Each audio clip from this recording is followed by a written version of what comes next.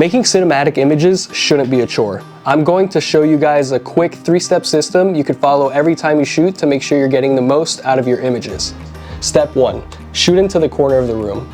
This step is super simple and doesn't take much time.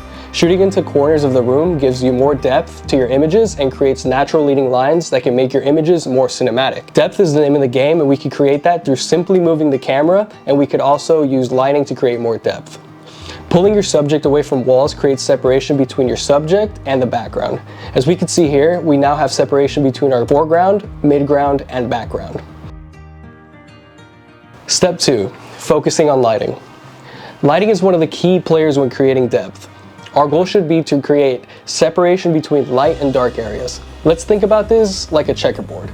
We have dark, light, dark, light. Just to give you guys a quick rundown on the current setup I'm using, it's the Aperture 300X with a lantern to fill in the space, and our subject has negative fill to her right on her shadow side. I want to stress this next point. You do not need expensive lights or equipment to create specific looks. You can do this with any light as long as you diffuse it correctly and soften up the light. This leads us to the next step, which is shooting into the shadow side. If you look across Hollywood films, we could see that this is a common place to always shoot into the dark side of the image. Because why? It creates more depth. Depth is the name of the game, baby.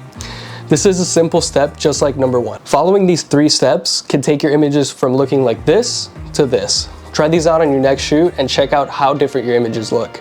Make sure you practice and keep those steps in mind when you're composing an image. And don't forget, these aren't strict rules to follow, but just a guide. Make sure you guys abuse that like button, that subscribe button, and I'll see you guys on the next one. Peace.